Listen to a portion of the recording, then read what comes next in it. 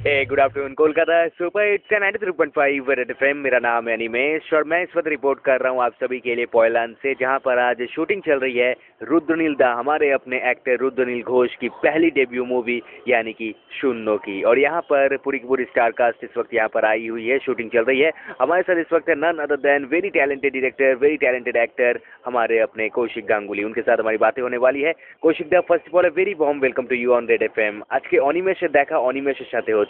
আমার নাম অনিমেষ আর তোমার ক্যারেক্টারের নাম এই সিনেমায় Animesh. Tell us something about this character. Animesh খুব ভালো ছাত্র ছিল যখন ও পড়াশোনা করতো আইন নিয়ে।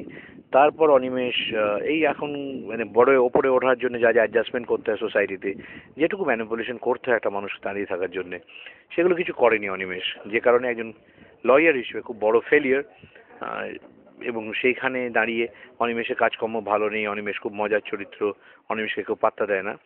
ওর এক পুরনো ছাত্র যে ওর সাথে পড়াশোনা করতো, অমিতাভ নন্দী, ও খবর রাখতো এবং ও জানে যে যখন স্টুডেন্ট ছিল ওই অনিমেষ, ব্রিলিয়েন্ট লয়ের স্টুডেন্ট ছিল, একটা খুব ক্রিটিক্যাল কেস, ওই জন্য হঠাৎ অমিতাভ নন্দী নিজে না নিয়ে ওর বন্ধুর হাতে তুলে দেয় এবং বন্ধু এই কেসটা নিয়ে কালিম্পংয়ে যায় এবং কালিম্পংয়ে একটা খুব ক্রিটিক্যাল কেস, সেই কেসটার মধ্যে অমিতাভ নন্দী ওকে পাঠিয়ে দেয় এবং অনিমেষ সেইখানে গিয়ে কিভাবে জড়িয়ে পড়ে ওর মধ্যে এবং অনিমেষের জীবন কিভাবে সমস্যার মধ্যে জড়িয়ে পড়ে এবং তার বুদ্ধি দিয়ে মেধা দিয়ে কিভাবে সেই ভালো ছাত্র পুরনো অনিমেষ অমিতাভ নন্দীকে হতাশ করে না, তাই নিয়ে এই ছবিটা।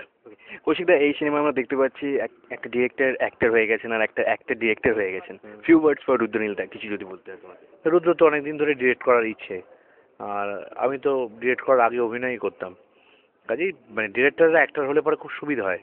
আমার যেমন সুবিধে বলতে, তারা একটা জিনিসটি কী চাইছে, অভিনয়টা কীরকম চাইছে বা কীভাবে চাইছে, সেইটা খুব ইন্টারেস্টিংভাবে তারা কমিউনিকেট করতে পারে যেন অ্যাক্টরের কাছে।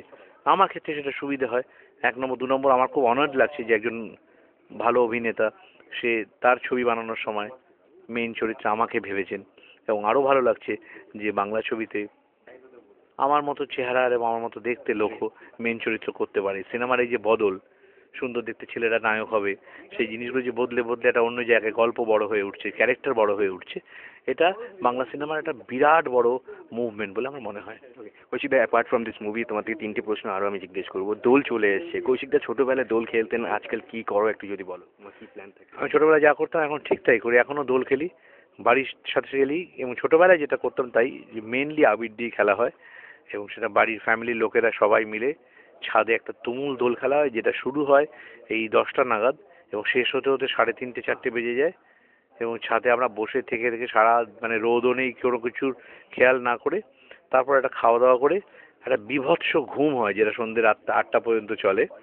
এবং তারপর উঠে দেখি যে কেউ পিঙ্ক, হ্যাঁ মানে আবির মাখা সত্ত্বেও গায়ে রং ওঠে না, দেখবে দোলে, হ্যাঁ এখন জানি না আবিরের মধ্যে কী সব রং থাকে, এবং সেইটা নিয়ে আমরা সেই দিনটা শেষ হয় এবং সবাই মিলে ফ্যামিলির আমরা একসাথে থাকি সেদিনকে। কৌশিক দা, রেড এফএম এর সাথে তোমার খুব পুরনো রিলেশন আছে। রেড এফএম 2nd মে 10 বছর কমপ্লিট করছে কলকাতায়। Few words for red FM, তোমার এই এক্সপিরিয়েন্সটা কেমন ছিল?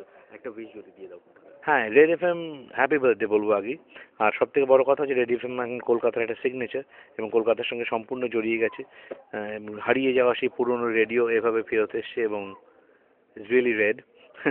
এবং রেড এফএম আমি শুটিংও করেছি আগে এবং আমার কার সাথে দীর্ঘ অ্যাসোসিয়েশন, এবং কলকাতা শহর তার গাড়ি ঘোড়া রাস্তা টাস্তা সব জায়গাতে রেড এফএম যেন প্রোটেক্ট করে নিয়ে আমাদের ঘুরে চলেছে এবং এন্টারটেন করে চলেছে। এরকমই চলতে থাকুক।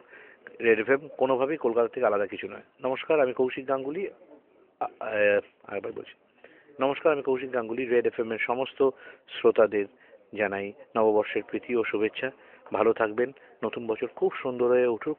আমার তরফ থেকে একটাই চাহিদা, ভালো বাংলা ছবি দেখুন, অন্যদের দেখান। Thank you so much Kaushik दा हमारे साथ কথা বলার জন্য। वेल, मैं अनिमेश रिपोर्ट कर रहा हूँ आप सभी के लिए पोयलान से, जहाँ पर आज शूटिंग चल रही है। मूवी का नाम है Shunno. That's all from here, back to studio.